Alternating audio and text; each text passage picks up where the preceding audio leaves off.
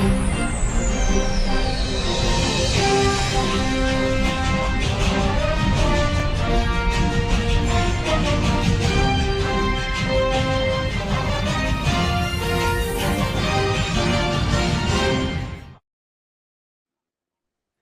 ਸ਼੍ਰੀ ਅਕਾਲ ਜੀ। Punjabi radio USA ਤੇ Punjabi TV USA ਵੇਖਣਾ ਤੇ ਸੁਣਨਾ ਤੁਸੀਂ ਸਾਰੇ ਸ਼ੁਰੂ ਕਰ ਚੁੱਕੇ ਹੋ। ਪ੍ਰੋਗਰਾਮ ਲੈ ਕੇ ਹਾਜ਼ਰ ਹਾਂ beyond the headlines with Mandeep Punia.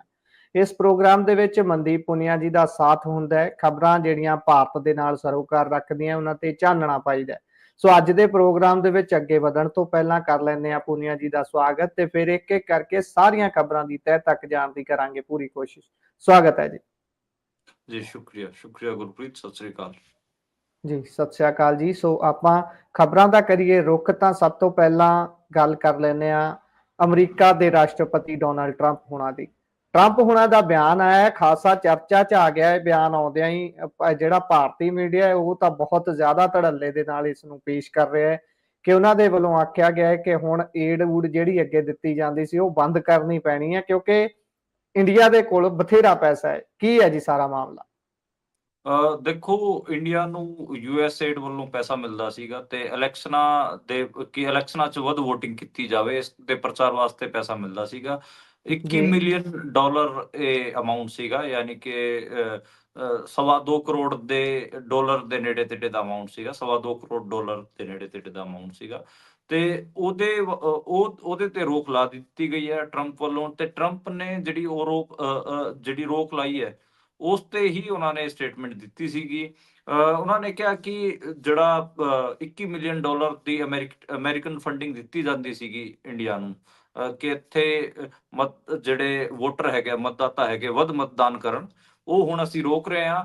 ਉਹਨਾਂ ਨੇ ਅੱਗੇ ਇਹਦੇ ਲਿਖਿਆ ਕਿ ਇੰਡੀਆ ਕੋਲ ਖਾਸਾ ਪੈਸਾ ਹੈਗਾ ਤੇ ਉਹਨਾਂ ਕੋਲ ਉਹ ਬਥੇਰਾ ਟੈਕਸ ਵਸੂਲੀ ਕਰਦੇ ਨੇ, ਬਥੇਰੀ ਟੈਕਸ ਵਸੂਲੀ ਕਰਦੇ ਨੇ। ਉਹਨਾਂ ਕੋਲ ਟੈਰਿਫ ਵੀ ਬਹੁਤ ਨੇ ਤੇ ਮੈਂ ਇੰਡੀਆ ਤੇ ਇੰਡੀਆ ਦੇ ਪ੍ਰਾਈਮ ਮਿਨਿਸਟਰ ਦਾ ਸਨਮਾਨ ਕਰਦਾ, ਲੇਕਿਨ ਸਾਡੇ ਕੋਲ 21 ਮਿਲੀਅਨ ਡਾਲਰ ਨਹੀਂ ਹੈ ਉਹਨਾਂ ਦੇ ਵੋਟਰ ਟਰਨ ਆਊਟ ਨੂੰ ਵਧਾਉਣ ਵਾਸਤੇ। ਤੇ ਉਹਨਾਂ ਨੇ ਗੱਲ ਆਖੀ ਹੈਗੀ ਆ। ਤੇ ਇਹ ਦੇਖੋ, ਇਹ ਪਹਿਲਾਂ ਹੀ ਐਲਨ ਮਸਕ ਹੋਣਾ ਦੀ ਅਗਵਾਈ ਵਿੱਚ ਇਹ ਫੈਸਲੇ ਲਏ ਗਏ ਸੀਗੇ। 16 ਫਰਵਰੀ ਨੂੰ ਇਹ ਫੈਸਲੇ ਲਿੱਤੇ ਗਏ ਸੀਗੇ, ਜਿਹਦੇ 'ਚ ਅੱਡ ਦੇਸ਼ਾਂ ਨੂੰ ਜਿਹੜਾ ਪੈਸਾ ਦਿੱਤਾ ਜਾਂਦਾ ਸੀ, ਫੰਡਿੰਗ ਦਿੱਤੀ ਜਾਂਦੀ ਸੀ ਡੋਜ਼ ਕਰਕੇ, ਜਿਹੜਾ ਉਹਨਾਂ ਦਾ ਡਿਪਾਰਟਮੈਂਟ ਹੈ ਉਸ ਵੱਲੋਂ। ਤੇ ਉਹ ਹੁਣ ਰੋਕ ਦਿੱਤੀ ਗਈ ਹੈਗੀ ਆ। ਜਿਹੜਾ ਇੰਡੀਆ ਦੇ ਵਿੱਚ ਜਿਹੜਾ ਪੈਸਾ ਆਉਂਦਾ ਸੀਗਾ ਉਹ ਹੁਣ ਮੈਨੂੰ ਲੱਗਦਾ ਕਿ ਉਹ ਨਹੀਂ ਆਊਗਾ। ਤੇ ਦੇਖੋ, ਨਰਿੰਦਰ ਮੋਦੀ ਦੀ ਜਿਹੜੀ ਵਿਜ਼ਿਟ ਹੈ ਅਮਰੀਕਾ 'ਚ, ਉਹ ਤੁਸੀਂ ਦੇਖੋਗੇ ਤਾਂ ਟਰੰਪ ਹੋਣਾ ਨੇ ਨਰਿੰਦਰ ਮੋਦੀ ਦੀ ਸਮਾਰ ਕੇ ਬੇਇੱਜ਼ਤੀ ਕੀਤੀ ਹੈ। ਤੇ ਇਹ ਵੀ ਉਹਦਾ ਉਦਾਹਰਣ ਹੈ। ਜਿਹੜੇ ਮੁੰਡਿਆਂ ਨੂੰ ਵਾਪਸ ਭੇਜਿਆ ਜਾ ਰਿਹਾ, ਉਹਨਾਂ ਦੇ ਪੈਰਾਂ ਦੇ ਵਿੱਚ ਹੱਥਕੜੀਆਂ ਹੋਣ, ਉਹਦੇ ਤੇ ਵੀ ਨਰਿੰਦਰ ਮੋਦੀ ਹੋਣੀ ਕੋਈ ਆਪਣਾ ਬਿਆਨ ਨਹੀਂ ਦੇ ਪਾਏ, ਕੋਈ ਸਟੈਂਡ ਨਹੀਂ ਲੈ ਪਾਏ। ਤੇ ਉੱਥੇ ਉਹਨਾਂ ਨੇ ਕਿੰਨਾ ਕੁਛ ਤਾਂ ਕਿਹਾ ਅਗਲਿਆਂ ਨੇ। ਮੈਨੂੰ ਲੱਗਦਾ ਕਿ ਟਰੰਪ ਹੋਣਾ ਨੇ ਨਰਿੰਦਰ ਮੋਦੀ ਦੀ ਸਮਾਰ ਕੇ ਬੇਇੱਜ਼ਤੀ ਕੀਤੀ ਹੈ। ਤੇ ਤੇ ਇਹਦਾ ਰੀਜ਼ਨ ਕੁਛ ਰੀਜ਼ਨ ਹੈਗਾ ਇਹਦੇ। ਇੱਕ ਰੀਜ਼ਨ ਤਾਂ ਮੈਂ ਇਹ ਮੰਨਦਾ ਕਿ USAID ਦੀ ਫੰਡਿੰਗ ਦਾ ਇਸ਼ੂ ਸਭ ਤੋਂ ਪਹਿਲਾਂ BJP ਨੇ ਬਣਾਇਆ ਸੀ। ਕਦੇ ਜੋਰਜ ਸੋਰੋਸ ਦਾ ਮੁੱਦਾ ਚੱਕ ਦਿੰਦੇ ਸੀ, ਕਦੇ ਅਮਰੀਕਾ ਵੱਲੋਂ ਜਿਹੜੀ ਫੰਡਿੰਗ ਇੰਡੀਆ ਨੂੰ ਮਿਲਦੀ ਰਹੀ ਹੈ ਕਾਂਗਰਸ ਦੇ ਟਾਈਮ, ਉਹਨੂੰ ਇਸ਼ੂ ਬਣਾ ਲੈਂਦੇ ਸੀਗੇ। ਤੇ ਇਸ ਕਰਕੇ ਹੀ ਮੈਨੂੰ ਲੱਗਦਾ ਕਿ ਟਰੰਪ ਹੋਣਾ ਨੇ ਦੇਖਿਆ ਕਿ BJP ਤਾਂ ਸਾਡੇ ਉਲਟ ਪ੍ਰਚਾਰ ਕਰਦੀ ਰਹੀ ਹੈ। ਮੈਨੂੰ ਲੱਗਦਾ ਕਿ ਇਹ ਕਾਰਨ ਵੀ ਇੱਕ ਵੱਡਾ ਰਿਹਾ ਹੋਊਗਾ। ਤੇ ਨਰਿੰਦਰ ਮੋਦੀ ਟਰੰਪ ਨੇ, ਮੈਨੂੰ ਲੱਗਦਾ ਕਿ ਟਰੰਪ ਨੇ ਇਹਨੂੰ ਭਾਪ ਲਿਆ ਹੈਗਾ। ਇਹ ਬੰਦਾ ਸਟੈਂਡ ਨਹੀਂ ਲੈ ਰਿਹਾ। ਜਿਵੇਂ ਟਰੰਪ ਦੀ ਪੋਲਿਟਿਕਸ ਦੇ ਬਹੁਤ ਸਾਰੇ ਕ੍ਰਿਟਿਸਿਜ਼ਮ ਹੋ ਸਕਦੇ ਨੇ, ਪਰ ਇੱਕ ਚੀਜ਼ ਤਾਂ ਉਹਦੀ ਹੈ ਨਾ ਕਿ ਉਹ ਜੋ ਕੁਝ ਕਹਿੰਦਾ ਉਹਦੇ ਤੇ ਮਾੜਾ ਮੋਟਾ ਸਟੈਂਡ ਤਾਂ ਕਰਦਾ ਹੈਗਾ ਨਾ। ਇਹ ਤਾਂ ਇਹਨਾਂ ਦੇ ਤਾਂ ਕੋਈ ਸਟੈਂਡ ਨਹੀਂ। ਇਸ ਕਰਕੇ ਉਹ ਟਰੰਪ ਨੇ ਕਿਤੇ ਨਾ ਕਿਤੇ ਇਹਨੂੰ ਓਵਰਆਲ ਰੀਡ ਕੀਤਾ ਹੋਊਗਾ ਨਰਿੰਦਰ ਮੋਦੀ ਨੂੰ, ਤੇ ਹਿਸਾਬ ਲਾਇਆ ਹੋਊਗਾ ਕਿ ਇਹਦਾ ਕੋਈ ਸਟੈਂਡ ਨਹੀਂ, ਇਹ ਝੁਕਿਆ ਹੋਇਆ ਹੈਗਾ, ਇਹਨੂੰ ਜਿੰਨਾ ਝੁਕਾਓ ਉਨਾ ਮਰਜ਼ੀ ਝੁਕ ਜੂਗਾ। ਤੇ ਮੈਨੂੰ ਲੱਗਦਾ ਕਿ ਉਸੇ ਤਰੀਕੇ ਨਾਲ ਇਹ ਫੈਸਲੇ ਆ ਰਹੇ ਨੇ। ਜੇ ਇੰਡੀਅਨ ਲੈਂਗੁਏਜ 'ਚ ਗੱਲ ਕਰਨੀ ਹੋਵੇ, ਜੇ ਇੱਧਰ ਦੇ ਪੱਤਰਕਾਰ ਨੇ ਜਿਸ ਹਿਸਾਬ ਨਾਲ ਸੋਚ ਰਹੇ ਨੇ ਉਸ ਹਿਸਾਬ ਨਾਲ ਗੱਲ ਕਰਨੀ ਹੋਵੇ, ਤਾਂ ਮੋਟੀ ਗੱਲ ਇਹ ਹੈ ਕਿ ਜਿਹੜੀ ਨਰਿੰਦਰ ਮੋਦੀ ਦੀ ਅਮਰੀਕਾ ਵਿਜ਼ਿਟ ਸੀ ਉਹ ਫਲੋਪ ਰਹੀ। ਇੰਡੀਆ ਵਾਸਤੇ ਕੁਝ ਨਹੀਂ ਲੈ ਕੇ ਆ ਸਕੇ। ਰੈਸੀਪ੍ਰੋਕਲ ਟੈਰਿਫ ਅਨਾਉਂਸ ਹੋ ਗਏ ਨੇ ਅਮਰੀਕਾ ਵੱਲੋਂ। ਹੁਣ USAID ਦੀ ਜਿਹੜੀ ਫੰਡਿੰਗ ਸੀ ਉਹ ਵੀ ਰੁਕ ਗਈ ਇਲੈਕਸ਼ਨਾਂ ਵਾਸਤੇ, ਜਿਹੜੀ ਆਉਂਦੀ ਸੀਗੀ ਵੋਟਰ ਟਰਨ ਆਊਟ ਵਧਾਉਣ ਵਾਸਤੇ। ਤੇ ਬੱਚਿਆਂ ਨੂੰ ਵੀ ਪੈਰਾਂ ਦੇ ਵਿੱਚ, ਹੱਥਾਂ ਦੇ ਵਿੱਚ ਸੰਗਲਾਂ ਪਾ ਕੇ ਹੀ ਤੋਰਿਆ ਜਾ ਰਿਹਾ। ਉਹਦੇ 'ਚ ਵੀ ਲੱਗ ਰਿਹਾ ਸੀਗਾ ਕਿ ਨਰਿੰਦਰ ਮੋਦੀ ਅਮਰੀਕਾ ਗਏ ਨੇ ਤੇ ਉਸ ਤੋਂ ਬਾਅਦ ਕੋਈ ਫ਼ਰਕ ਪੈ ਜਾਊਗਾ। ਸ਼ਾਇਦ ਬੱਚਿਆਂ ਨੂੰ ਜੇ ਵਾਪਸ ਭੇਜਣਗੇ ਤਾਂ ਇੱਕ ਹਿਊਮੇਨ ਤਰੀਕੇ ਨਾਲ ਭੇਜਣਗੇ, ਉਹਦੇ 'ਚ ਵੀ ਕੋਈ ਫ਼ਰਕ ਨਹੀਂ ਹੈ। ਤਾਂ ਮੈਨੂੰ ਲੱਗਦਾ ਕਿ ਉਹ ਵਿਜ਼ਿਟ ਦਾ ਕੋਈ ਮਤਲਬ ਨਹੀਂ ਹੈ। ਜੀ, ਸੋ ਵੇਖਦੇ ਹਾਂ ਬਣਦਾ ਕੀ ਹੈ। ਪਰ ਮੋਦੀ ਸਾਹਿਬ ਜਿਹੜੇ ਕਹਿੰਦੇ ਸੀ ਕਿ ਬਹੁਤ ਚੰਗੇ ਮਿੱਤਰ ਨੇ ਟਰੰਪ ਸਾਹਿਬ ਮੇਰੇ, ਉਹ ਹੁਣ ਧੜਾ-ਧੜ ਜਦੋਂ ਇਹੋ ਜਿਹੇ ਬਿਆਨ ਦੇ ਰਹੇ ਨੇ ਤਾਂ ਉਹ ਦੋਸਤੀ ਕਿੰਨੀ ਕੁ ਪੱਕੀ ਹੈ ਉਹਦਾ ਅੰਦਾਜ਼ਾ ਸੁਭਾਵਿਕ ਹੀ ਸਾਰੇ ਲਾ ਸਕਦੇ ਨੇ ਕਿ ਦੇਸ਼ ਉਹਨਾਂ ਦੇ ਲਈ ਪਹਿਲਾਂ ਹੈ, ਉਸ ਤੋਂ ਬਾਅਦ ਇਹ ਸਾਰੀਆਂ ਗੱਲਾਂ ਨੇ।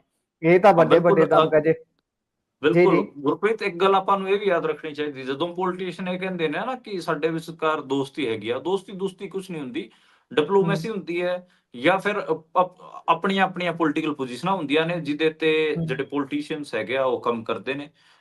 ਕੋਈ ਦੋਸਤੀ ਕੋਈ ਇਮੋਸ਼ਨਲ ਐਂਗਲ, ਮੈਨੂੰ ਲੱਗਦਾ ਕਿ ਲੋਕਾਂ ਨੂੰ ਪੋਲੀਟੀਸ਼ੀਅਨਾਂ ਵੱਲ ਇਮੋਸ਼ਨਲੀ ਦੇਖਣਾ ਬੰਦ ਕਰ ਦੇਣਾ ਚਾਹੀਦਾ।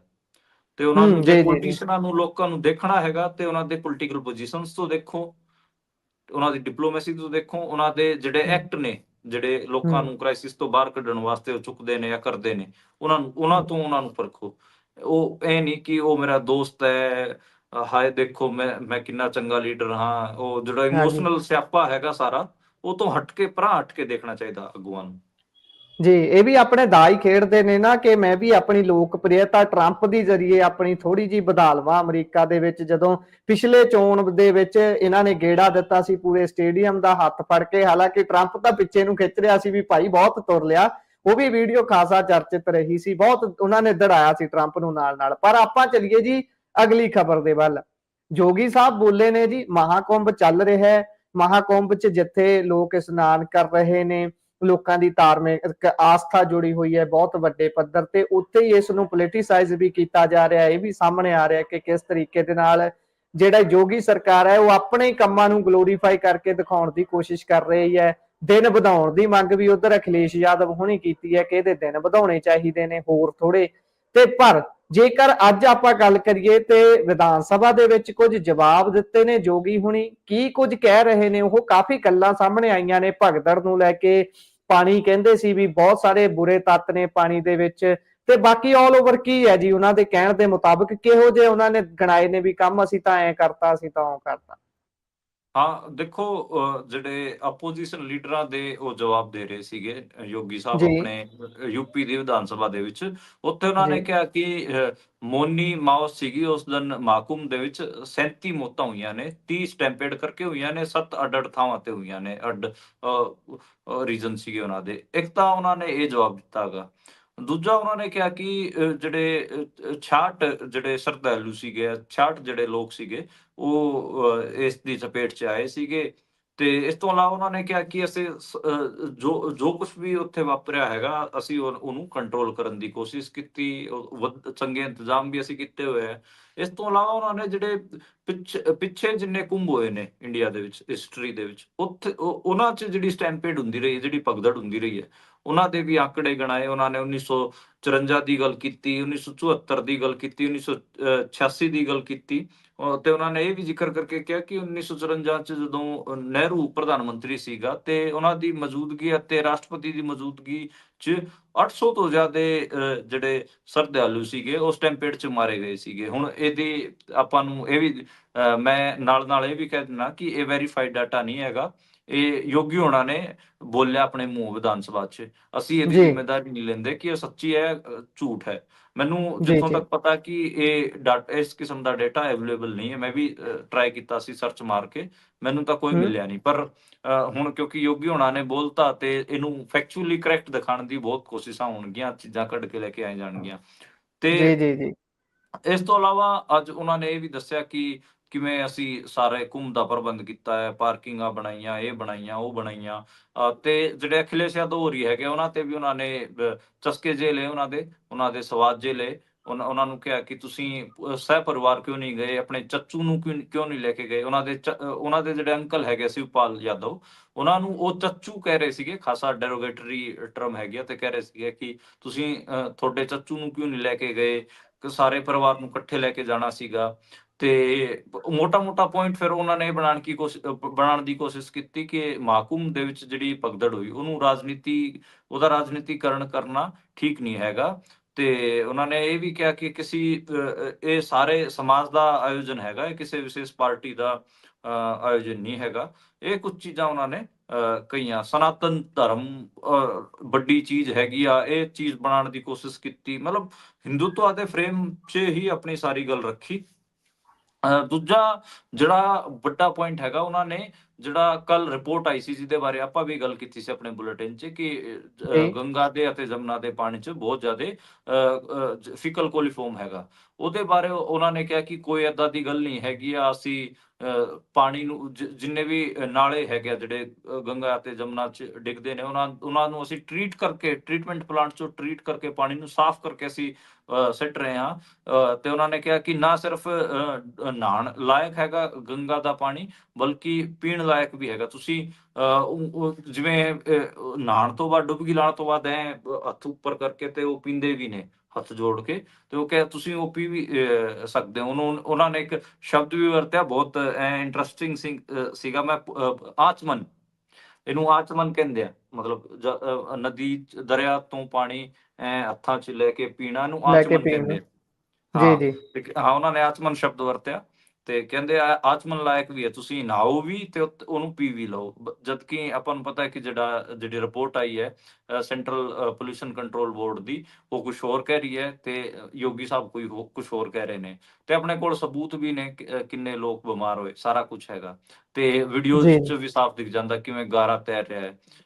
ਰਿਪੋਰਟ 'ਚ ਤਾਂ ਹੋਰ ਵੀ ਬਹੁਤ ਏਦਾਂ ਦੇ ਕਮੈਂਟ ਸੀਗੇ ਜਿਹੜੇ ਆਪਾਂ ਪਬਲਿਕ ਪਲੇਟਫਾਰਮ 'ਚ ਬੋਲ ਵੀ ਨਹੀਂ ਸਕਦੇ। ਮਤਲਬ ਅਲੱਗ-ਅਲੱਗ ਕਿਸਮ ਨਾਲ ਲੋਕਾਂ ਨੇ ਸਟਾਇਰ ਕਰਨ ਦੀ ਵੀ ਕੋਸ਼ਿਸ਼ ਕੀਤੀ ਇਹਦੇ ਤੇ ਗੱਲ ਜਿਹੜੀ ਪ੍ਰੈਕਟੀਕਲ ਗੱਲ ਹੈ ਉਹ ਵੀ ਕਹਿਣ ਦੀ ਕੋਸ਼ਿਸ਼ ਕੀਤੀ। ਹੁਣ ਯੋਗੀ ਹੋਣੀ ਹਰ ਰੋਜ਼ ਇੱਕ ਆંકੜਾ ਗਿਣਾ ਦਿੰਦੇ ਨੇ ਕਿ ਹਰ ਰੋਜ਼ ਮਹਾਕੁੰਭ ਦੇ ਵਿੱਚ 1 ਕਰੋੜ ਬੰਦਾ ਇਸ਼ਨਾਨ ਕਰ ਰਿਹਾ ਹੈਗਾ। ਠੀਕ ਹੈ, 1 ਕਰੋੜ ਬੰਦਾ ਇਸ਼ਨਾਨ ਕਰ ਰਿਹਾ ਹੈਗਾ। ਇਲਾਹਾਬਾਦ ਦੇ ਵਿੱਚ 1 ਕਰੋੜ ਬੰਦਾ ਹਰ ਰੋਜ਼ ਆ ਰਿਹਾ, ਆਪਾਂ ਮੰਨ ਲੈਂਦੇ ਹਾਂ। ਪਰ ਉਹ 1 ਕਰੋੜ ਬੰਦਿਆਂ ਵਾਸਤੇ ਜਿਹੜਾ ਉਹਨਾਂ ਦਾ ਸੈਨੀਟੇਸ਼ਨ ਦਾ ਪ੍ਰਬੰਧ ਹੈ, ਜੀ ਉਹਨਾਂ ਦੇ ਫਿਰ ਆਪਾਂ ਕਹੀਏ ਕਿ ਵਾਸ਼ਰੂਮਾਂ ਦਾ ਪ੍ਰਬੰਧ ਕੀ ਹੋ ਸਕਦਾ ਹੈ? ਮੈਨੂੰ ਤਾਂ ਨਹੀਂ ਲੱਗਦਾ ਕਿ 1 ਕਰੋੜ ਬੰਦਿਆਂ ਵਾਸਤੇ ਕੋਈ ਵਾਸ਼ਰੂਮ ਦਾ ਪ੍ਰਬੰਧ ਕਰ ਦੂਗਾ। ਤੇ ਜੀ ਜੀ ਉਹਨਾਂ ਦਾ ਜਿਹੜਾ ਹਿਊਮਨ ਵੇਸਟ ਉਹ ਕਿੱਥੇ ਜਾਊਗਾ, ਆਪਾਂ ਨੂੰ ਪਤਾ ਹੈ। ਤੇ ਇੰਡੀਆ ਦੇ ਵਿੱਚ, ਜੀ ਖਾਸ ਕਰ ਯੂਪੀ ਬਿਹਾਰ ਦੇ ਵਿੱਚ ਜਿਸ ਹਿਸਾਬ ਦੀ ਗਰੀਬੀ ਹੈਗੀ ਆ, ਮੈਂ ਤਾਂ ਮਤਲਬ ਕਈ ਵਾਰ ਪੈਸੇਂਜਰ ਟ੍ਰੇਨਾਂ ਤੋਂ ਟਰੈਵਲ ਕਰਦਾਗਾ ਉੱਤਰ ਪ੍ਰਦੇਸ਼ ਨੂੰ, ਜੀ ਬਿਹਾਰ ਨੂੰ, ਤੇ ਆਪਾਂ ਸਾਰਾ ਕੁਝ ਦੇਖਦੇ ਹੀ ਹਾਂ। ਬਹੁਤ ਜਿਹੜਾ ਲਿਵਿੰਗ ਸਟੈਂਡਰਡ ਹੈਗਾ ਲੋਕਾਂ ਤੋਂ ਖਾਸਾ ਹੇਠਾਂ ਹੈਗਾ। ਤੇ ਉੱਥੇ ਲੋਕ ਹਜੇ ਵੀ ਕੱਚੇ ਮਕਾਨਾਂ 'ਚ ਰਹਿ ਰਹੇ ਨੇ। ਤੇ ਆਪਾਂ ਨੂੰ ਸਾਰੀਆਂ ਚੀਜ਼ਾਂ ਦਾ ਪਤਾ, ਆਪਾਂ ਬਹੁਤ ਸਾਰੀ ਚੀਜ਼ਾਂ ਨਹੀਂ ਬੋਲ ਸਕਦੇ ਇੱਥੇ। ਪਰ ਜਦੋਂ ਰਿਪੋਰਟ 'ਚ ਖੁਦ ਇਹ ਲਿਖਿਆ ਹੋਇਆ ਕਿ ਉਸ ਗੰਗਾ ਤੇ ਜਮਨਾ 'ਚ ਜਿਹੜਾ ਹਿਊਮਨ ਵੇਸਟ, ਹੁਣ ਜਿਹੜਾ ਰਿਪੋਰਟ ਇੰਨਾ ਸਿੱਧਾ ਲਿਖ ਰਹੀ ਹੈ ਕਿ ਜਿਹੜਾ ਫਿਕਲ ਕੋਲੀਫਾਰਮ ਹੈਗਾ, ਉਹ ਆਪਾਂ ਨੂੰ ਪਤਾ ਕਿ ਉਹ ਹਿਊਮਨ ਵੇਸਟ 'ਚ ਹੁੰਦਾ ਹੈ। ਉਹ ਬੈਕਟੀਰੀਆ, ਉਹਦੀ ਮਾਤਰਾ ਵਧੀ ਹੋਈ ਹੈ ਤੇ ਆਪਾਂ ਨੂੰ ਮਾੜਾ ਮੋਟਾ ਖੁਦ ਵੀ ਦਿਮਾਗ ਲਾਉਣਾ ਚਾਹੀਦਾ। ਠੀਕ ਹੈ, ਪਰ ਖੈਰ ਉਹ ਤਾਂ ਬੀਜੇਪੀ ਵਾਲੇ ਤਾਂ ਇਹ ਕਹਿ ਰਹੇ ਨੇ ਭਾਈ ਤੁਸੀਂ ਸਿਰਫ ਨਹਾਓ ਨਾ, ਇਹਨੂੰ ਪੀਓ ਵੀ। ਤੇ ਸਾਡੇ ਵਰਗੇ ਤਾਂ ਨਹੀਂ ਕਰ ਸਕਦੇ। ਇਹੀ ਫਰਕ ਹੈਗਾ। ਮੈਨੂੰ ਲੱਗਦਾ ਕਿ ਮੇਰੇ ਵਰਗਾ ਤਾਂ ਨਹੀਂ ਕਰ ਸਕਦਾ ਬੰਦਾ, ਕਿਉਂਕਿ ਮੈਂ ਰਿਲੀਜਨ ਦੀ ਰਿਸਪੈਕਟ ਕਰਦਾ, ਹਰ ਰਿਲੀਜਨ ਦੀ ਰਿਸਪੈਕਟ ਕਰਦਾ, ਪਰ ਮੈਂ ਜਿਹੜਾ ਤਰਕ ਹੈ, ਸਾਇੰਸ ਹੈ, ਇਹਨੂੰ ਵੀ ਮੰਨਦਾ। ਤੇ ਇਹ ਦੋ ਚੀਜ਼ਾਂ ਦਾ ਮੈਂ ਸੰਤੁਲਨ ਬਣਾ ਕੇ ਚੱਲਦਾਗਾ। ਮੈਂ ਹਰ ਜਿਹੜਾ ਧਰਮ ਦਾ ਰੱਬ ਹੁੰਦਾ ਉਹਦੇ ਸਾਹਮਣੇ ਮੱਥਾ ਝੁਕਾਉਂਦਾ, ਸਰ ਝੁਕਾਉਂਦਾ ਤੇ ਅਰਦਾਸ ਵੀ ਕਰਦਾ। ਦੁਨੀਆ ਦਾ ਭਲਾ ਮੰਗਣ ਦੀ ਵੀ ਆਪਣੀ ਜਿਹੜੀ ਆਦਤ ਹੈਗੀ ਆ, ਜਾਂ ਆਪਾਂ ਨੂੰ ਸਿਖਾਇਆ ਜਾਂਦਾ ਜਿਹੜੇ ਬਚਪਨ, ਉਹ ਵੀ ਆਪਾਂ ਕਰਦੇ ਹਾਂ। ਪਰ ਆਪਾਂ ਇਹ ਨਹੀਂ ਕਿ ਸਾਨੂੰ ਕੋਈ ਰਿਲੀਜਨ ਦੇ ਨਾਂ ਤੇ ਕੋਈ ਫਿਕਲ ਕੋਲੀ, ਮਤਲਬ ਏਦਾਂ ਦਾ ਦੂਸ਼ਿਤ ਪਾਣੀ ਜਾਂ ਦੂਸ਼ਿਤ ਹਵਾ, ਸਾਨੂੰ ਦੂਸ਼ਿਤ ਪਾਣੀ ਪਿਆ ਕੇ ਕਹੇ ਕਿ ਭਾਈ ਇਹ ਪੀ ਤੂੰ, ਇਹ ਤਾਂ ਅੰਮ੍ਰਿਤ ਹੈ। ਉਹ ਮੇਰੇ ਵਾਸਤੇ ਅੰਮ੍ਰਿਤ ਨਹੀਂ ਹੋਊਗਾ। ਉਹ ਫਿਰ ਦੂਸ਼ਿਤ ਪਾਣੀ ਹੈ ਤਾਂ ਉਹ ਦੂਸ਼ਿਤ ਹੀ ਰਹੂਗਾ। ਇਹ ਕੁਝ ਚੀਜ਼ਾਂ ਹੁੰਦੀਆਂ ਨੇ। ਤੇ ਬਸ ਇਹ ਅਪਡੇਟ ਸੀਗੀਆਂ ਕੁੰਭ ਤੋਂ। ਬਾਕੀ ਦਾਅਵੇ ਤਾਂ ਵੱਡੇ ਕੀਤੇ ਗਏ ਨੇ ਉਹਨਾਂ ਨੇ, ਜੀ ਹਾਂ। ਜੀ ਜੀ ਪਰ ਦਾਅਵੇ ਤਾਂ ਲੋਕਾਂ ਵੱਡੇ ਨੂੰ ਕੀਤੇ ਜਾਣਗੇ। ਜੀ ਜੀ ਇਸ ਤੇ ਜਿਹੜਾ ਤੁਸੀਂ ਥੋੜਾ ਜਿਹਾ ਚਾਨਣਾ ਪਾ ਦਿਓ ਇਹ ਰਿਪੋਰਟ ਦੇ ਨਾਲ ਨਾਲ, ਜਿੱਦਾਂ ਅਖਿਲੇਸ਼ ਯਾਦਵ ਜੀ ਕਹਿ ਰਹੇ ਨੇ ਕਿ ਇਹਦਾ ਸਮਾਂ ਥੋੜਾ ਵਧਾਉਣਾ ਚਾਹੀਦਾ ਹੈ। ਕੀ ਸਮਾਂ ਵਧਾਇਆ ਜਾ ਸਕਦਾ ਕੋਈ, ਜਾਂ ਫਿਰ ਇੱਕ ਧਾਰਮਿਕ ਐਂਗਲ ਹੁੰਦਾ ਹੈ? ਕਿਵੇਂ ਚੱਲਦਾ ਹੈ ਸਾਰਾ? ਦੇਖੋ, ਸਮਾਂ ਵਧਾਉਣ ਦੀ ਤਾਂ ਅਖਿਲੇਸ਼ ਯਾਦਵ ਹੋਰਾਂ ਨੇ ਇਸ ਕਰਕੇ ਗੱਲ ਕੀਤੀ ਕਿਉਂਕਿ ਲੋਕਾਂ ਨੂੰ ਲੱਗ ਰਿਹਾ ਕਿ ਹੁਣ 7-8 ਦਿਨ ਹੀ ਰਹਿ ਗਏ, ਲੋਕ ਇੱਕਦਮ ਤੋਂ ਭੱਜ ਰਹੇ ਨੇ। ਕੁੰਭ ਵੱਲ, ਤੇ ਉਹਨਾਂ ਨੇ ਕਿਹਾ ਕਿ ਇਹਨੂੰ ਥੋੜਾ ਲੰਬਾ ਚਲਾ ਦਿਓ ਤਾਂ ਕਿ ਜਿਹੜੇ ਲੋਕ ਜ਼ਿਆਦਾ ਐਕਸਾਈਟਿਡ ਹੋ ਰਹੇ ਨੇ ਉਹ ਬਾਅਦ ਚ ਵੀ ਨਹਾਉਂਦੇ ਰਹਿਣ। ਉਦਾਂ ਦਾ ਦਰਿਆ ਵਿੱਚ ਜਾ ਕੇ ਤੁਸੀਂ ਕਦੇ ਵੀ ਨਹਾ ਸਕਦੇ ਹੋ। ਪੂਰੇ ਦੁਨੀਆ ਭਰ ਚ ਇਹ ਟ੍ਰੈਂਡ ਰਿਹਾ, ਦਰਿਆਵਾਂ ਦੇ ਵਿੱਚ, ਸਰੋਵਰਾਂ ਦੇ ਵਿੱਚ ਲੋਕ ਨਹਾਉਂਦੇ ਰਹੇ ਆ, ਪਵਿੱਤਰ ਜੀ ਉਹਨਾਂ ਨੂੰ ਪਵਿੱਤਰ ਮੰਨ ਕੇ। ਉਦਾਂ ਵੀ ਜਿਹੜੇ ਜਲ ਸਰੋਤ ਸੀਗੇ, ਜਿੰਨੇ ਵੀ ਜਿੱਥੋਂ ਆਪਾਂ ਨੂੰ ਜਲ ਮਿਲਦਾ ਹੁੰਦਾ ਸੀਗਾ, ਉਹਨਾਂ ਨੂੰ ਆਪਾਂ ਪੂਜਦੇ ਹੀ ਸੀਗੇ ਬੇਸਿਕਲੀ। ਜੀ ਜੀ ਜਿਹੜਾ ਰਿਲੀਜਨ ਤਾਂ ਬਹੁਤ ਬਾਅਦ ਚ ਆਇਆ, ਆਪਾਂ ਨੂੰ ਪਤਾ ਹੈ। ਹਿਊਮਨ ਰੇਸ ਜੀ ਹੈਗੀ ਆ ਸਾਰੀ, ਉਹ ਪਹਿਲਾਂ ਨੇਚਰ ਵਰਸ਼ਿਪ ਕਰਦੀ ਰਹੀ ਹੈ। ਉਹ ਪਹਾੜਾਂ ਨੂੰ ਵੀ ਪੁੱਜਦੀ ਰਹੀ ਹੈ, ਉਹ ਸੂਰਿਆ ਨੂੰ ਵੀ ਪੁੱਜਦੀ ਰਹੀ ਹੈ, ਸੂਰਜ ਨੂੰ। ਉਹ ਆਪਾਂ ਨੂੰ ਪਤਾ ਸਰੋਵਰਾਂ ਨੂੰ ਪੁੱਜਦੀ ਰਹੀ ਹੈ, ਉਹ ਦਰਿਆਵਾਂ ਨੂੰ ਪੁੱਜਦੀ ਰਹੀ ਹੈ। ਉਹਦਾ ਰੀਜ਼ਨ ਹੈ, ਉਹ ਪੂਜਾ ਕਰਦੀ ਰਹੀ ਹੈ, ਉਹਨਾਂ ਦੀ ਵਰਸ਼ਿਪ ਕਰਦੀ ਰਹੀ ਹੈ। ਉਹਦਾ ਰੀਜ਼ਨ ਹੈ ਜੀ ਕਿਉਂਕਿ ਜੀ ਉਹ ਉਸ ਟਾਈਮ ਹਿਊਮਨ ਐਗਜ਼ਿਸਟੈਂਸ ਇਹਨਾਂ ਦੇ ਕੰਢੇ ਹੀ ਸੀਗੇ, ਦਰਿਆਵਾਂ ਦੇ ਕੰਢੇ ਹੀ ਸ਼ਹਿਰ ਵਸੇ, ਪਿੰਡ ਵਸੇ। ਉਹ ਸਾਰਾ ਆਪਾਂ ਨੂੰ ਪਤਾ ਹੈ। ਉਹ ਬਹੁਤ ਕਲੀਸ਼ੇ ਹੋ ਜਾਊਗਾ ਜੇ ਉਹਨੂੰ ਆਪਾਂ ਦੁਬਾਰੇ ਤੋਂ ਰਿਪੀਟ ਕਰਾਂਗੇ ਤਾਂ। ਪਰ ਜੀ ਜੀ ਹਾਂ, ਪਰ ਹੁਣ ਤੁਸੀਂ ਸਿਰਫ ਇੱਕ ਇਵੈਂਟ ਤੇ ਹੀ ਜੇ ਤੁਸੀਂ ਸੋਚੋ ਕਿ ਇਸੇ ਟਾਈਮ ਸਿਰਫ ਪਵਿੱਤਰ ਹੈਗੀ ਆ ਨਦੀ, ਮੈਂ ਉਹ ਉਸ ਚੀਜ਼ ਨਾਲ ਸਹਿਮਤ ਨਹੀਂ। ਜੇ ਤੁਸੀਂ ਲੌਜੀਕ ਨਹੀਂ ਦਰਿਆਵਾਂ ਵਿੱਚ ਬਣਦਾ ਗਾ। ਨਹਾਉਣਾ ਗਾ, ਉਹ ਬਾਅਦ ਚ ਤੁਸੀਂ ਜਾ ਕੇ ਵੀ ਨਹਾ ਸਕਦੇ ਹੋ। ਉਸੇ ਐਂਗਲ ਤੋਂ ਸ਼ਾਇਦ ਅਖਿਲੇਸ਼ ਯਾਦਵ ਹੋਰੀ ਕਹਿ ਰਹੇ ਹੋਣਗੇ ਕਿ ਇਹਨੂੰ ਮਾੜਾ ਜਿਹਾ ਵਧਾ ਦਿਓ। ਤੇ ਬਾਕੀ ਤਾਂ ਚੀਜ਼ਾਂ ਹੈਗੀਆਂ ਕਈ ਸਾਰੀਆਂ, ਜਿਹਦੇ ਚ ਇੱਕ ਗੱਲ ਇਹ ਵੀ ਹੈ ਕਿ ਰਿਲੀਜੀਅਸਲੀ ਤਾਂ ਇਹ ਜਿਹੜਾ 26 ਫਰਵਰੀ ਆ ਰਹੀ ਹੈ, ਇੱਥੋਂ ਤੱਕ ਹੀ ਚੱਲਣਾ। ਹੋਲੀ ਤੋਂ ਬਾਅਦ ਬੇਸਿਕਲੀ ਜਦੋਂ ਹੋਲੀ ਦਾ ਫੈਸਟੀਵਲ ਆ ਜਾਂਦਾ, ਉਸ ਤੋਂ ਬਾਅਦ ਕੁੰਭ ਕੰਟੀਨਿਊ ਨਹੀਂ ਹੋ ਸਕਦਾ। ਏਦਾਂ ਇਸ ਕਿਸਮ ਦਾ ਜਿਹੜੇ ਇਹ ਬਾਬੇ ਨੇ ਹਿੰਦੂ ਧਰਮ ਦੇ, ਇਹ ਹੀ ਕਹਿੰਦੇ ਨੇ। ਹੁਣ ਇਹਦੇ ਚ ਤਾਂ ਆਪਾਂ ਨੂੰ ਪੁੱਛਣਾ ਪਊਗਾ ਕੀ ਹੈ, ਪਰ ਇਹ ਕਿਹਾ ਜਾ ਰਿਹਾ ਕਿ 26 ਫਰਵਰੀ ਨੂੰ ਕੁੰਭ ਖਤਮ ਹੋ ਰਿਹਾ। ਜੀ, ਸੋ ਆਪਾਂ ਹੁਣ ਵਧਦੇ ਹਾਂ ਅਗਲੀ ਖਬਰ ਦੇ ਵੱਲ। ਕੱਲ ਨੂੰ ਤੁਹਾਡੇ ਦਿੱਲੀ ਦੇ ਵਿੱਚ ਕਹਿੰਦੇ ਲਾੜਾ ਲੱਭ ਜਾਣਾ ਹੈ। ਅੱਜ ਸ਼ਾਇਦ ਮੀਟਿੰਗ ਵੀ ਬੈਠੀ ਹੋਈ ਹੈ ਲਾੜਾ ਲੱਭਣ ਦੇ ਲਈ ਕਿ ਕੌਣ ਉਸ ਘੋੜੇ ਤੇ ਬੈਠੂਗਾ ਜਿਹਦੇ ਪਿੱਛੇ ਬਰਾਤ ਤੁਰਨੀ ਹੈ। 20 ਤੋਂ ਵੱਧ ਸਟੇਟਾਂ ਦੇ ਕਹਿੰਦੇ ਮੁੱਖ ਮੰਤਰੀ ਪਹੁੰਚਣਗੇ ਤੇ ਸਹੁੰ ਚੁੱਕ ਸਮਾਗਮ ਹੋਊਗਾ। ਦਿੱਲੀ ਦੇ ਮੁੱਖ ਮੰਤਰੀ ਦੀ ਕੁਰਸੀ ਤੇ ਕੌਣ ਬਹਿਣ ਜਾ ਰਿਹਾ, ਮੀਟਿੰਗ 'ਚ ਕੀ ਕੁਝ ਚੱਲ ਰਿਹਾ, ਇਸ ਤੇ ਜਰਾ ਜਾਣਨਾ ਵਾ। ਜੀ ਗੁਰਪ੍ਰੀਤ, ਹਜੇ ਮੀਟਿੰਗ ਚੱਲ ਰਹੀ ਹੈ ਤੇ ਆਪਾਂ ਬੁਲੇਟਿਨ ਪੜ੍ਹ ਰਹੇ ਹਾਂ। ਮੇਰੀ ਜਿਹੜੀ ਨਿਗਾਹ ਹੈ ਉਹ ਥੱਲੇ ਮੇਰੇ WhatsApp ਤੇ ਹੀ ਹੈ। WhatsApp ਗਰੁੱਪ ਦੇ ਵਿੱਚ, ਸਾਡੇ ਪੱਤਰਕਾਰਾਂ ਦਾ ਗਰੁੱਪ ਹੈ ਦਿੱਲੀ ਦੇ ਵਿੱਚ, ਉਹਦੇ ਵਿੱਚ ਜੀ ਲਗਾਤਾਰ ਜੀ ਅਪਡੇਟਾਂ ਆ ਰਹੀਆਂ ਨੇ। ਮੈਂ ਉਹ ਲਗਾਤਾਰ ਪੜ੍ਹ ਰਿਹਾ। ਮੈਂ ਕੁਝ ਆਪਣੇ ਦਰਸ਼ਕਾਂ ਨੂੰ ਵੀ ਪੜ੍ਹ ਕੇ ਦੱਸ ਦਿੰਦਾ। ਅੱਜ ਜੀ ਜਿਹੜੀ ਹੈਗੀ ਆ ਮੀਟਿੰਗ ਚੱਲ ਰਹੀ ਹੈ ਬੀਜੇਪੀ ਦੀ। ਬੀਜੇਪੀ ਦੇ ਜਿੰਨੇ ਵੀ ਵਿਧਾਇਕ ਨੇ 48 ਦੇ 48, ਉਹਨਾਂ ਨੂੰ ਸੱਦਿਆ ਗਿਆ। 2 ਆਬਜ਼ਰਵਰ ਬੀਜੇਪੀ ਨੇ ਨਿਯੁਕਤ ਕੀਤੇ ਸੀਗੇ, ਤੇ ਇੱਕ ਓਮ ਜੀ ਪ੍ਰਕਾਸ਼ ਧਨਖੜ ਸਾਹਿਬ ਹੈਗੇ ਆ ਜਿਹੜੇ ਹਰਿਆਣੇ ਤੋਂ ਨੇ, ਇੱਕ ਰਵੀ ਸ਼ੰਕਰ ਪ੍ਰਸਾਦ ਜਿਹੜੇ ਕਿ ਕੈਬਨਿਟ ਮਿਨਿਸਟਰ ਵੀ ਨੇ। ਉਹ 2 ਆਬਜ਼ਰਵਰ ਨਿਯੁਕਤ ਕੀਤੇ ਗਏ ਨੇ। ਉਹਨਾਂ ਨੇ ਪਹਿਲਾਂ ਵਿਧਾਇਕਾਂ ਨਾਲ ਗੱਲਬਾਤ ਕੀਤੀ ਹੈਗੀ ਆ। ਉਹਨਾਂ ਨੇ ਜਿਹੜੇ ਪ੍ਰਵੇਸ਼ ਵਰਮਾ ਹੈਗੇ ਉਹਨਾਂ ਨੂੰ ਸੱਦਿਆ। ਉਸ ਤੋਂ ਇਲਾਵਾ ਸਤੀਸ਼ ਉਪਾਧਿਆਏ ਦਾ ਨਾਮ ਵੀ ਪਿਛਲੇ 2 ਦਿਨਾਂ ਤੋਂ ਲਗਾਤਾਰ ਚੱਲ ਰਿਹਾ, ਉਹਨਾਂ ਨੂੰ ਵੀ ਸੱਦਿਆ। ਦੋਵਾਂ ਨਾਲ ਅੱਡ-ਅੱਡ ਕਮਰਿਆਂ ਚ ਲਿਜਾ ਕੇ ਉਹਨਾਂ ਨਾਲ ਗੱਲਬਾਤ ਕੀਤੀ ਹੈਗੀ ਆ। ਰੇਖਾ ਗੁਪਤਾ ਦਾ ਨਾਮ ਵੀ ਖਾਸਾ ਚੱਲ ਰਿਹਾ ਹੈ, ਤੇ ਮੀਡੀਆ ਤਾਂ ਸਾਰੀ ਇਹੀ ਮੰਨੀ ਬੈਠੀ ਹੈ ਕਿ ਰੇਖਾ ਗੁਪਤਾ ਨੂੰ CM ਬਣਾਇਆ ਜਾ ਰਿਹਾ ਹੈ। ਤੇ ਜੀ ਰੇਖਾ ਗੁਪਤਾ ਵਿਧਾਇਕਾਂ ਨੂੰ ਵੀ ਮਿਲ ਰਹੀ ਹੈ। ਉਹਨਾਂ ਦੀ ਜਿਹੜੀ ਸੱਸ ਹੈਗੀ ਆ, ਉਹਨਾਂ ਨੇ ਤਾਂ ਮੀਡੀਆ 'ਚ ਬਾਈਟ ਹੀ ਦੇ ਦਿੱਤੀ ਹੈ ਕਿ 99% ਸਾਡੀ ਨੂੰਹ ਜਿਹੜੀ ਹੈਗੀ ਆ ਉਹ CM ਬਣਨ ਜਾ ਰਹੀ ਹੈ। ਰੇਖਾ ਗੁਪਤਾ ਦਾ ਨਾਂ ਸਭ ਜਿਹੜਾ ਹੈਗਾ ਉਹ RSS ਵੱਲੋਂ ਅੱਗੇ ਕੀਤਾ ਗਿਆ ਹੈਗਾ, ਕਿਉਂਕਿ ਉਹ RSS ਦਾ ਪ੍ਰੋਡਕਟ ਨੇ।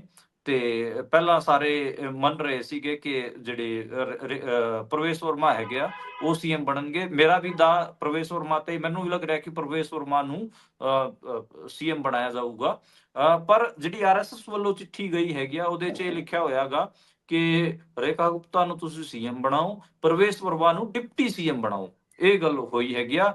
ਤੇ ਪਾਰਟੀ ਸ਼ਾਇਦ 2 ਡਿਪਟੀ ਸਪੀਕਰਾਂ ਵਾਲੇ ਉਸ 'ਚ ਵੀ ਆ ਸਕਦੀ ਹੈ। ਪਰ ਮੈਨੂੰ ਲੱਗਦਾ ਕਿ ਇਹ ਹੋ ਸਕਦਾ ਕਿ ਸਤੀਸ਼ ਉਪਾਧਿਆਏ ਨੇ ਬਣਾਉਣਗੇ ਵਿਧਾਨ ਸਭਾ ਸਪੀਕਰ, ਪ੍ਰਵੇਸ਼ ਜੀ ਵਰਮਾ ਨੂੰ ਬਣਾਉਣਗੇ ਡਿਪਟੀ ਸਪੀਕਰ, ਤੇ ਰੇਖਾ ਗੁਪਤਾ ਨੂੰ ਬਣਾਉਣਗੇ CM। ਇਹ ਸ਼ਾਇਦ ਤੈਅ ਹੋ ਹੀ ਚੁੱਕਿਆ ਹੈਗਾ, ਕਿਉਂਕਿ ਪੱਤਰਕਾਰ ਤਾਂ ਹਜੇ ਸਾਰੇ ਆਪਣੇ ਸੋਰਸਿਸ ਨਾਲ ਹੀ WhatsApp ਗਰੁੱਪ 'ਚ ਅਪਡੇਟ ਕਰ ਰਹੇ ਨੇ। ਮੈਂ ਹੁਣ ਦੇਖ ਰਿਹਾ ਕਿ ਮੇਰੇ ਕਈ ਸਾਥੀ ਜਿਹੜੇ ਬੀਜੇਪੀ ਨੂੰ ਕਵਰ ਕਰਦੇ ਰਹੇ ਆ, ਉਹ ਇਹ ਜਿਹੜੀਆਂ ਗੱਲਾਂ ਮੈਂ ਬੋਲ ਰਿਹਾ ਇਹਦੇ ਤੇ ਹੀ ਮੋਹਰ ਲਾ ਰਹੇ ਨੇ। ਉਹ ਕਹਿ ਰਹੇ ਨੇ ਕਿ ਹਾਂ ਸਤੀਸ਼ ਉਪਾਧਿਆਏ ਹੋ ਸਕਦੇ ਨੇ ਵਿਧਾਨ ਸਭਾ ਦੇ ਅਧਿਅਕਸ਼, ਸਪੀਕਰ ਜਿਹਨੂੰ ਆਪਾਂ ਸਪੀਕਰ ਕਹਿੰਦੇ ਆ, ਵਿਧਾਨ ਸਭਾ ਦੇ ਸਪੀਕਰ।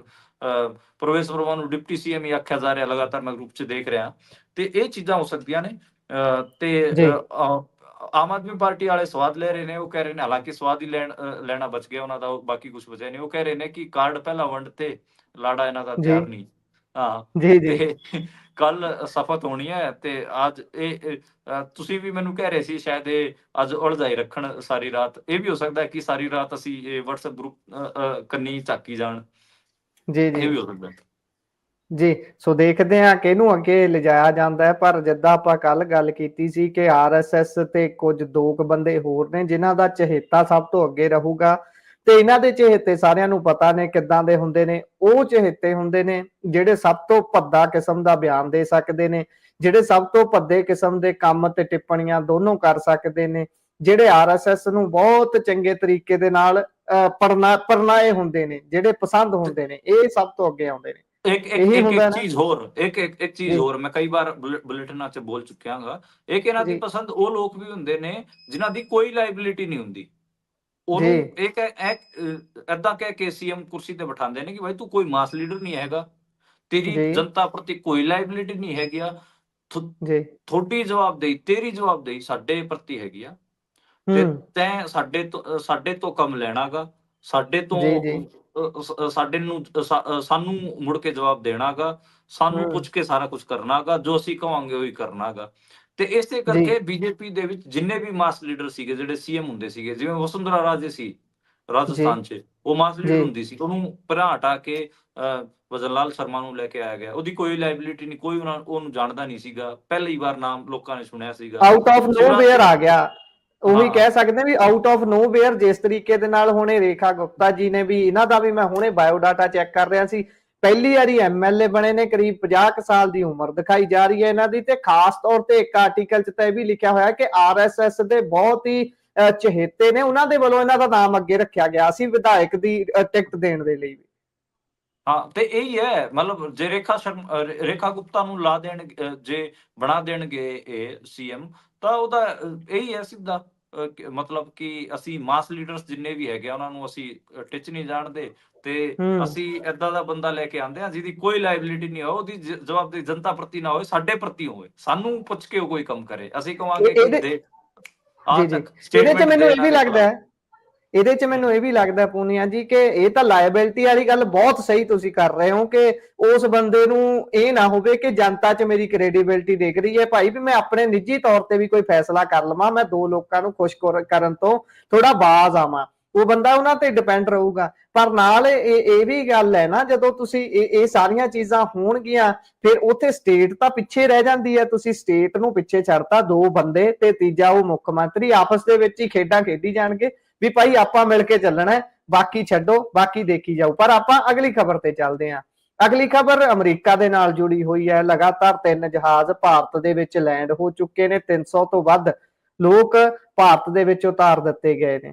ਤੇ ਹੁਣ ਵਾਈਟ ਹਾਊਸ ਦੇ ਵੱਲੋਂ ਇੱਕ ਵੀਡੀਓ ਜਾਰੀ ਕੀਤੀ ਗਈ ਹੈ, ਹਾਲਾਂਕਿ ਇਹ ਮੈਨੂੰ ਨਹੀਂ ਪਤਾ, ਤੁਸੀਂ ਜਾਣਕਾਰੀ ਦੇ ਸਕਦੇ ਹੋ ਕਿ ਉਹ ਭਾਰਤੀਆਂ ਦੀ ਹੀ ਵੀਡੀਓ ਹੈ ਜਾਂ ਫਿਰ ਕਿਸੇ ਹੋਰ ਦੀ ਉਹ ਵੀਡੀਓ ਹੈ ਜਿਸ ਦੇ ਵਿੱਚ ਹੱਥਕੜੀਆਂ ਉਹਨਾਂ ਨੂੰ ਲੱਗੀਆਂ ਹੋਈਆਂ ਨੇ, ਬੇੜੀਆਂ 'ਚ ਜਕੜੇ ਹੋਏ ਨੇ ਨੌਜਵਾਨ, ਤੇ ਨਾਲ ਲਿਖਿਆ ਹੋਇਆ ਕਿ ਇਹ ਦੇਖਣਾ ਬਹੁਤ ਸਕੂਨ ਦਿੰਦਾ ਹੈ।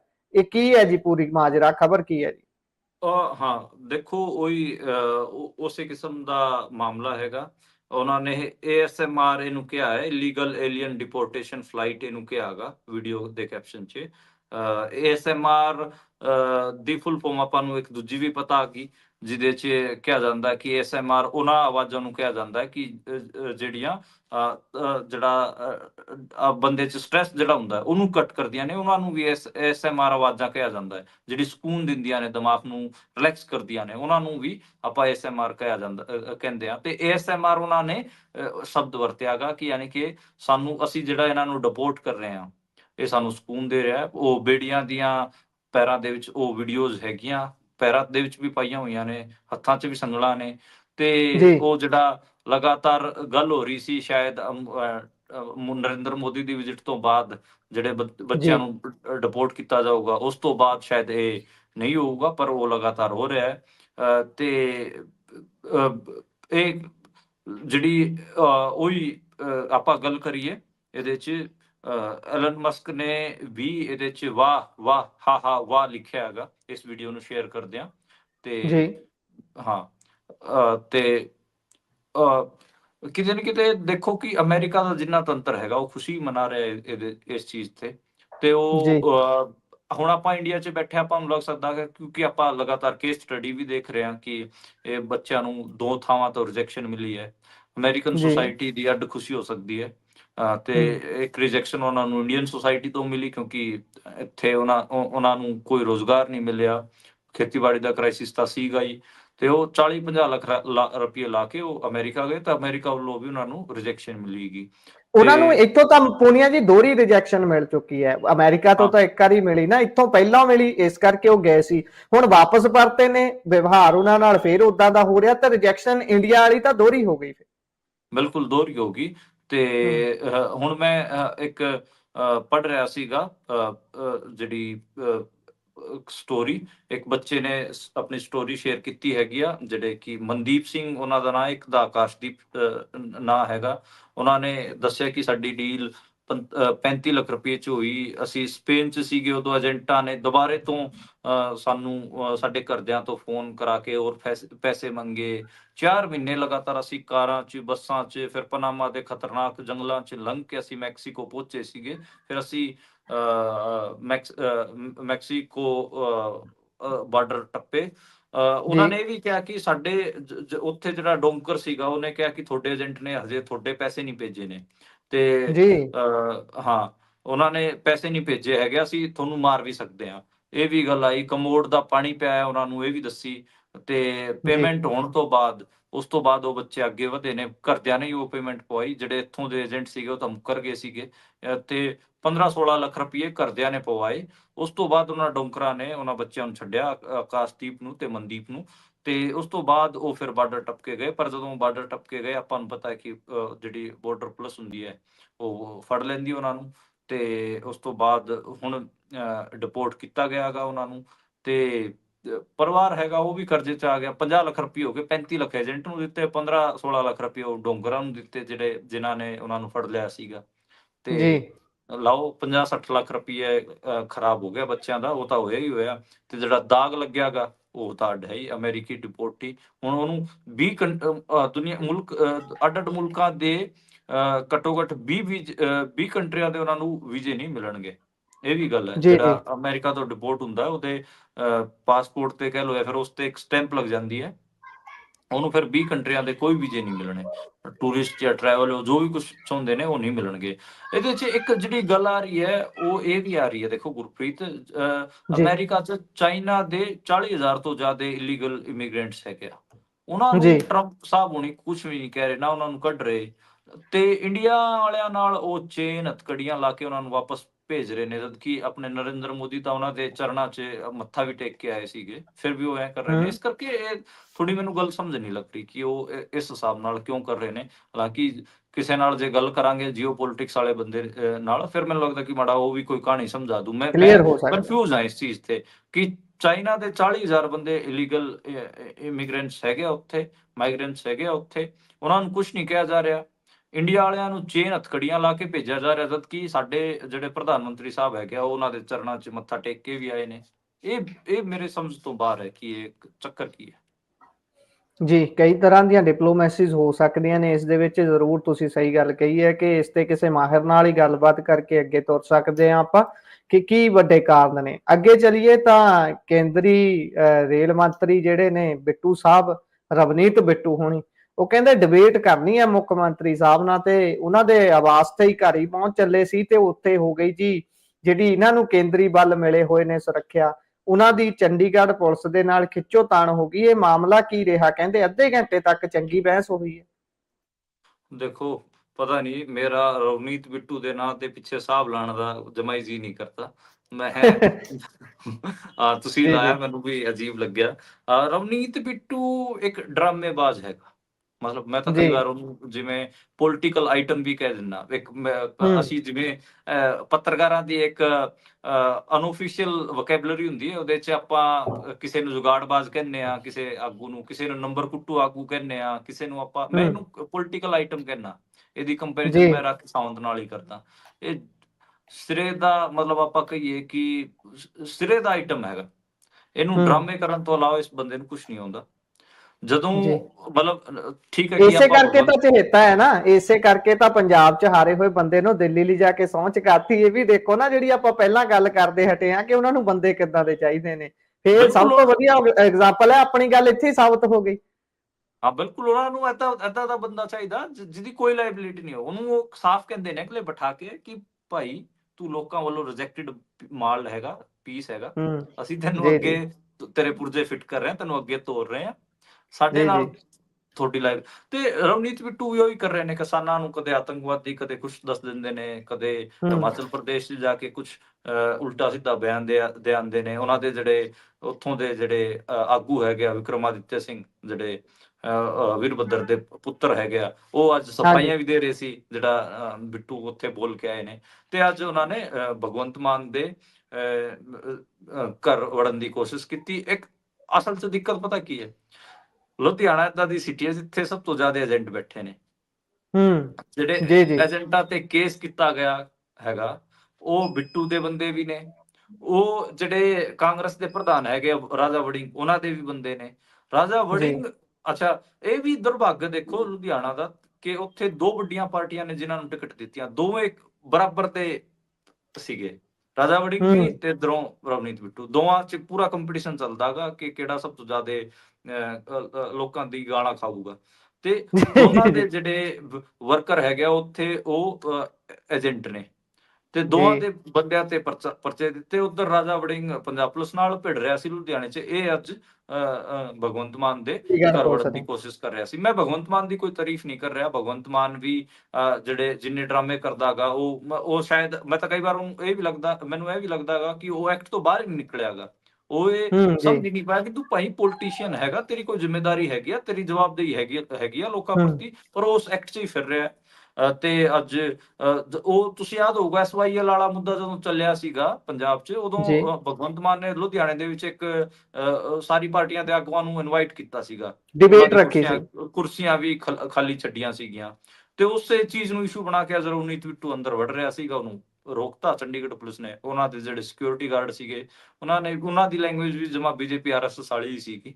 ਤੇ ਹੂੰ ਉਹਨਾਂ ਨੇ ਕਿਹਾ ਕਿ ਸਾਨੂੰ ਹੋਮ ਮਿਨਿਸਟਰੀ ਨੂੰ ਭੇਜਿਆਗਾ। ਤੇ ਚੰਡੀਗੜ੍ਹ ਪੁਲਿਸ ਵਾਲੇ ਹੂੰ ਕਹਿੰਦੇ ਭਾਈ ਅਸੀਂ ਵੀ ਡਿਊਟੀ ਕਰ ਰਹੇ ਹਾਂ, ਤੁਸੀਂ ਵੀ ਡਿਊਟੀ ਕਰ ਲਓ। ਇਹਦੇ ਕੋਲ ਨਾ ਜੀ ਜੀ ਪਰਮਿਸ਼ਨ ਹੈ ਕਿ ਐਂ ਕਿਸੇ ਦੇ ਘਰ ਥੋੜੀ ਨਾ ਵੜ ਜਾਊਗਾ, ਮੰਤਰੀ ਹੋਊਗਾ ਆਪਣੇ ਘਰੇ ਹੋਊਗਾ।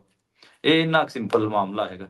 ਤੇ ਦੋਵੇਂ ਡਰਾਮੇਬਾਜ਼ ਬਣ ਤਾਂ, ਪਰ ਉਹ ਸਵਾਦ ਉਦੋਂ ਹੀ ਆਣਾ ਸੀ ਪੰਜਾਬ ਨੂੰ ਜਦੋਂ ਦੋਵੇਂ ਡਰਾਮੇਬਾਜ਼ ਇਕੱਠੇ ਹੋ ਜਾਂਦੇ। ਜੀ ਜੀ ਤੇ ਸ਼ਾਇਦ ਕੁਝ ਮਤਲਬ ਵਿੱਚੋਂ ਹੋਰ ਮਸਾਲੇਦਾਰ ਖਬਰ ਨਿਕਲ ਆਉਂਦੀ, ਹਾਲੇ ਤੱਕ ਕੀ ਬਿਲਕੁਲ ਨਿਕਲਣਾ ਹੈ।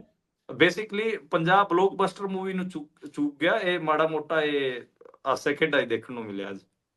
ਜੀ ਜੀ ਜੀ ਸੋ ਦੇਖਦੇ ਆ ਇਹ ਗੱਲਾਂ ਬਾਤਾਂ ਜਿਹੜੀਆਂ ਹੋ ਰਹੀਆਂ ਨੇ, ਮਜ਼ਾਕ ਤੋਂ ਹਟ ਕੇ ਜੇਕਰ ਸਹੀ ਤਰੀਕੇ ਦੇ ਨਾਲ ਆਪਾਂ ਇੱਕ ਕੰਕਲੂਜਨ ਇਹਦਾ ਕੱਢਣਾ ਹੋਵੇ ਤਾਂ ਭਾਈ ਇਹੋ ਜਿਹੀਆਂ ਗੱਲਾਂ ਕਰਕੇ ਕੁਝ ਨਹੀਂ ਸਰਨਾ। ਰਵਨੀਤ ਬਿੱਟੂ ਹੋਣਾ ਨੂੰ ਤਾਕੀਦ ਹੈ ਕਿ ਤੁਹਾਡੇ ਕੋਲ ਬਹੁਤ ਵੱਡੀ ਪਾਵਰ ਹੈ, ਸੈਂਟਰ ਨਾਲ ਤੁਹਾਡੇ ਸਿੱਧੇ ਹੱਥ ਮਿਲਦੇ ਨੇ, ਦਿਲ ਵੀ ਮਿਲਦੇ ਨੇ ਤੁਹਾਡੇ ਗੱਲਾਂ ਦੇ ਹਿਸਾਬ ਦੇ ਨਾਲ। ਤੁਸੀਂ ਉਹਨਾਂ ਦੇ ਅੱਗੇ ਗੱਲ ਕਰਕੇ ਬਹੁਤ ਸਾਰੇ ਮਸਲੇ ਹੱਲ ਕਰਾ ਸਕਦੇ ਹੋ। ਜਿਹੜੇ ਏਜੰਟ ਬੈਠੇ ਹੋਏ ਨੇ, ਠੱਗੀਆਂ ਠੋਰੀਆਂ ਕਰਦੇ ਨੇ, ਆਮ ਭੋਲੇ ਲੋਕਾਂ ਦੇ ਲੱਖਾਂ ਕਰੋੜਾਂ ਰੁਪਈਆ ਲੁੱਟ ਕੇ ਹਜਮ ਕਰਕੇ ਪੋਲੀਟੀਸ਼ੀਅਨਾਂ ਦੀ ਸ਼ਰਨ 'ਚ ਬਹਿ ਜਾਂਦੇ ਨੇ ਤੇ ਤੁਸੀਂ ਉਹਨਾਂ ਨੂੰ ਪ੍ਰੋਟੈਕਟ ਕਰਦੇ ਹੋ। ਇਹਨਾਂ ਨੂੰ ਠੱਲ ਪਾਉਣ ਦੇ ਲਈ ਕੇਂਦਰ ਤੋਂ ਕੋਈ ਵਧੀਆ ਪਾਲਿਸੀ ਬਣਵਾ ਕੇ ਲਿਆਓ। ਤੇ ਪੰਜਾਬ ਦੇ ਮੁੱਖ ਮੰਤਰੀ ਸਾਹਿਬ ਨੂੰ ਬੇਨਤੀ ਹੈ ਕਿ ਅੰਮ੍ਰਿਤਸਰ 'ਚ ਮੀਟਿੰਗ ਕਰਕੇ, ਪ੍ਰੈਸ ਕਾਨਫਰੰਸ ਕਰਕੇ ਵਾਪਸ ਜਾਣ ਤੋਂ ਬਾਅਦ ਵੀ ਤੁਹਾਡੀ ਕੋਈ ਰਿਸਪੌਂਸਿਬਿਲਿਟੀ ਬਣਦੀ ਸੀ। ਜੇਕਰ ਤੁਸੀਂ ਕੁਝ ਕਰ ਸਕਦੇ ਹੋ ਇਹਨਾਂ ਨੌਜਵਾਨਾਂ ਦੇ ਲਈ ਜਿਹੜੇ ਪਰਤ ਰਹੇ ਨੇ ਤਾਂ ਜ਼ਰੂਰ ਕਰਕੇ ਦਿਖਾਓ। ਇਹ ਨਾ ਹੋਵੇ ਕਿ ਇੱਕ ਤੋਂ ਬਾਅਦ ਇੱਕ ਆ ਰਹੇ ਜਹਾਜ਼ ਤੁਹਾਡੇ ਮੂੰਹ ਤੇ ਸਿਆਸੀ ਫੇਲੀਅਰ ਦੀਆਂ ਚਪੇੜਾਂ ਮਾਰਦੇ ਰਹਿਣ, ਪਰ ਤੁਸੀਂ ਇਸ ਨੂੰ ਸਿਰਫ ਦੇਖਦੇ ਰਹੋ, ਕੁਝ ਕਰ ਨਾ ਸਕੋ ਤੇ ਕੁਝ ਕਰਨ ਦੀ ਨੀਤ ਵੀ ਨਾ ਰੱਖਦੇ ਹੋਵੋ। ਸਾਡੇ ਪ੍ਰੋਗਰਾਮ ਦਾ ਸਮਾਂ ਇੱਥੇ ਹੀ ਸਮਾਪਤ ਹੁੰਦਾ ਹੈ। ਮਨਦੀਪ ਜੀ, ਤੁਸੀਂ ਸਾਰੀਆਂ ਜਾਣਕਾਰੀਆਂ ਸਾਂਝੀਆਂ ਕੀਤੀਆਂ, ਬਹੁਤ ਬਹੁਤ ਧੰਨਵਾਦ ਜੀ। ਸਤਿ ਸ਼੍ਰੀ ਅਕਾਲ ਜੀ। ਸਤਿ ਸ੍ਰੀ ਅਕਾਲ, ਸ਼ੁਕਰੀਆ ਗੁਰਪ੍ਰੀਤ ਜੀ। ਸੋ ਇੱਥੇ ਹੀ ਪ੍ਰੋਗਰਾਮ ਹੁੰਦਾ ਸਮਾਪਤ ਜੀ। ਪ੍ਰੋਗਰਾਮਾਂ ਦੀ ਲਗਾਤਾਰਤਾ ਇਸੇ ਤਰ੍ਹਾਂ ਬਰਕਰਾਰ ਹੈ। ਤੁਸੀਂ ਜੁੜੇ ਰਹੋ ਪੰਜਾਬੀ ਰੇਡੀਓ ਤੇ ਪੰਜਾਬੀ TV USA ਦੇ ਨਾਲ। ਮੈਨੂੰ ਦਿਓ ਇਜਾਜ਼ਤ। ਧੰਨਵਾਦ। ਸਤਿ ਸ਼੍ਰੀ ਅਕਾਲ।